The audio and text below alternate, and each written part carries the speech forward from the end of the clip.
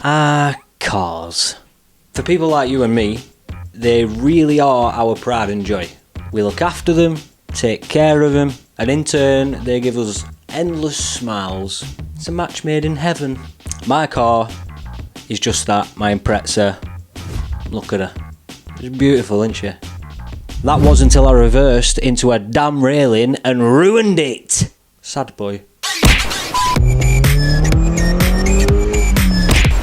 Let me tell you what happened.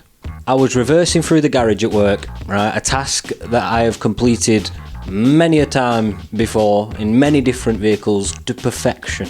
Yeah? But on this day, I decided to go to work in the car. Bit of a Friday treat. You know what I mean? Just before leaving work, I decided to give the car a quick rinse off because she was filthy with all the bloody salt top roads and stuff. You know what it's like. And I began reversing from out the back of the garage, through the garage to the front where the jet wash is. Like I said, done it many times before. So the car was filthy. The garage is quite dark and dismal. And the car was cold, creating a smoke screen behind me. Not smoke, no head gasket jokes, alright? A fog, cloud of fog behind me. So I decided to wind the windows down in an effort to increase visibility. Yeah? And as I looked down for the window switches, I heard it. The worst noise a car enthusiast can hear. An almighty crunch! Stopped immediately, ran around the car, and the inevitable happened. I recently revisited the scene of the crime. Not by choice, I worked there, I had to. But here's the offending article. You can see all my paint on the floor. Look, it's not where paint belongs, is it? Didn't even apologise, either. Bastard. I feel ashamed, I feel guilty, I feel embarrassed. All of the above. It's not what you want on your cereal, is it? But it happens. As terrible as this situation is, it has given me a good idea for a video. You see, now that I've shared my embarrassing car story with you, I thought it'd only be fair if you shared yours with me and everyone else that'll watch this. So I took to Instagram and I asked everyone to send me their embarrassing car stories. I'm talking accidents, bodged repairs, just anything they wanted to get off the chest. Almost like a little automotive therapy session. And I'm happy to report we got plenty of stories. You did not disappoint. Had no headlights driving back from a meet, so I stopped at Asda to buy torches and taped them to the bonnet and the wings. You know what? I don't even think you should be ashamed. You should be proud. It shows ingenuity, creativity, problem solving. You should put it on your CV. Thank me later. I had to bodge an EGR delete with a Coke can. Listen, you've got to do what you've got to do. And if you've got to do that, don't. Although I will be doing something very similar to the Scoob soon, just for shits and gigs. Scumbag. Went round Three Sisters with 3 bolts through the floor and only 2 nuts holding the seating. Huh? That is the definition of sketch, innit? Innit?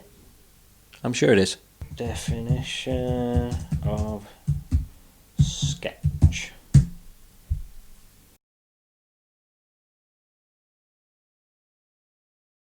Yep, told you. I crashed my uncle's Evo 4 into a concrete post at the age of 19. He'd owned it for half a day. Oh, someone wasn't the favourite nephew. Yeah, that's bad. That is bad. An Evo 4 as well. Presumably the 4 stands for the amount of hours that your uncle had it for. That is rough. Crashed a car as a young lad into the back of a police car and drove off, leaving the reg plate behind. That's pretty bad. It gets worse. The car had no MOT, no insurance, and 4 bald tyres. I mean, you're right to feel ashamed, embarrassed, everything else. It's like one of them videos of World's Dumbest Criminals. It's like someone robbing a bank and then having a piss on the floor on the way out. It's like they get the bag of money, they're on the way out, and they're like, oh, actually, it's a long drive. I'll just have a slash before we go. Oh dear. Jokes aside, I'm sure you're aware of how silly this was. Even if you didn't crash. Don't do it. I'm sure you're all legal now. I hope.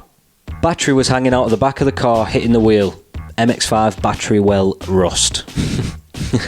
So in all MX-5s, I don't know if you know, but in all MX-5 they have this thing called rust. Zing.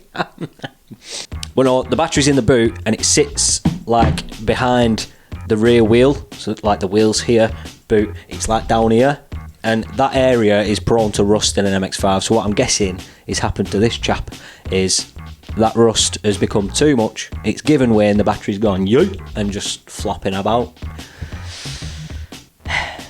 I reckon you knew full well about this rust as well. We've all been there.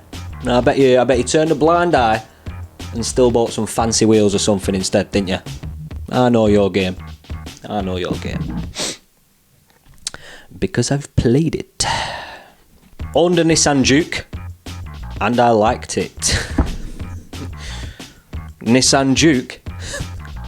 More like Nissan Puke. Am I right? But no, to be fair, the new ones do actually look pretty cool.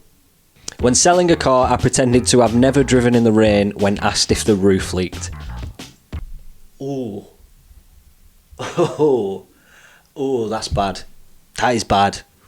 That is the definition of scumbaggery.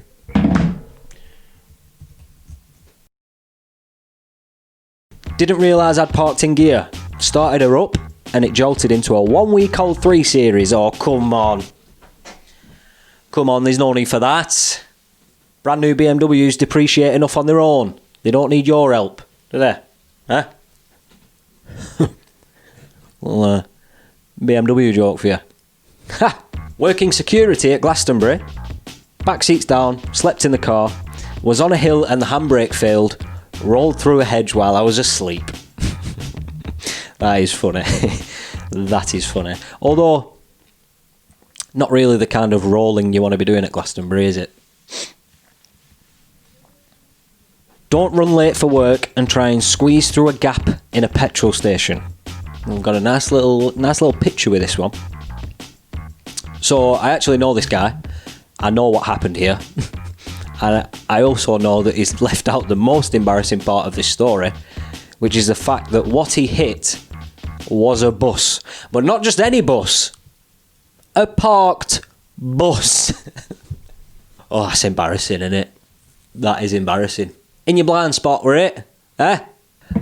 How do you underestimate the width of a C1? A Citroen C1? What? Oh dear. I think I'm going to leave it at that. I'm not sure how much more I can take. I feel bad for you, but it has made me feel a bit better about my little mishap, so I do have more stories. You lovely lot sent in quite a few, but it would have been a very long video if I went through all of them. So if you enjoyed, if this video gets over 100 likes, we've done it before, we can do it again. Get over 100 likes on this video, we'll do a part 2.